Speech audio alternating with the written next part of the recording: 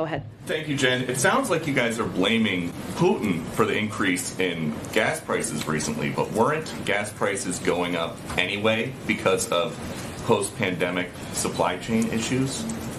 Well, I think there's no question that, as we have seen, and outside analysts have conveyed this as well, the increase in the anticipated continued increase, which is, I think, what some of your colleagues were asking about, that is a direct result of the invasion of Ukraine, and also there was an anticipation of that was factored in as gas prices have gone up. So you say that you're going to do everything that you can to reduce the impact that high gas prices have on Americans. We're asking other countries to think about maybe pumping more oil. Why not just do it here? Well, to be very clear, federal policies are not limiting the supplies of oil and gas. Let me finish. Let me finish. An executive order his Peter, first week that halted new oil and gas. Let me give you the facts here, and I know that can be inconvenient, but I think they're important in this moment.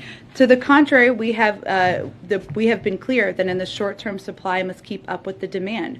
We are, and here and around the world, will we make the shift to a secure, clean energy future. We are one of the largest producers with a strong domestic oil and gas industry. We have actually produced more oil. It is at record numbers, and we will continue to produce more oil. There are 9,000 approved drilling permits that are not being used. So the suggestion that we are not allowing companies to drill is inaccurate. The suggestion that that is what is hindering or preventing gas prices to come down is inaccurate. Would President Biden rescind his executive order that halts new oil and natural gas leases on public lands? Well, 90% of them happen on private lands, as I'm sure you know, and there are 9,000 unused approved drilling permits. So I would suggest you ask the oil companies why they're not using those if there's a desire to drill more. Would President Biden ever undo his executive order that stopped the construction of the Keystone XL pipeline?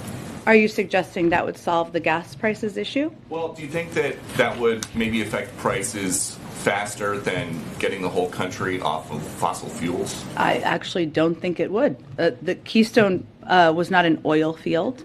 It's a pipeline. Yeah. Also, the oil is continuing to flow in just through other means. So it actually would have nothing to do with the current supply imbalance. So gas prices are approaching an all-time high per gallon.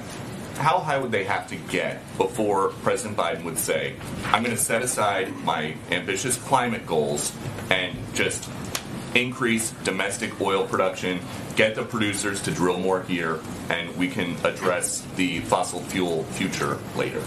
Well, again, Peter, the U.S. produced more oil this past year than in President Trump's first year. Next year, according to the Department of Energy, we will produce more oil than ever before. Those are the facts in terms of oil production. And again, right now there are 9,000 unused approved permits to drill onshore. So I think you're misidentifying what the actual issue is. But if we're looking to the future and what we can do to prevent this from being a challenge in future crises, the best thing we can do is reduce our dependence on fossil fuels and foreign oil, because that will help us have a reliable source of energy so that we're not worried about gas prices going up because of the whims of a foreign dictator. Right, and you guys think that asking Saudi Arabia or Venezuela or Iran is reducing our dependence on foreign oil?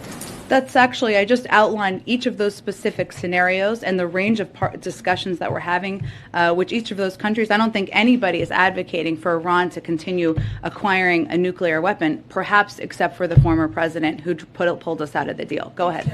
President Zelensky spoke with ABC today. I'm Angry Rick for Blabberbuzz's Truth Reigns.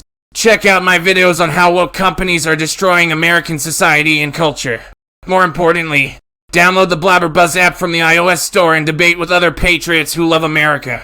You will even find loony liberals on the app that you can make fun of. Make the Blabberbuzz app part of your daily reading and time-wasting routine. Don't forget to share this video with your patriotic friends. And download the Blabberbuzz app. That's right, download it now. Truth rings.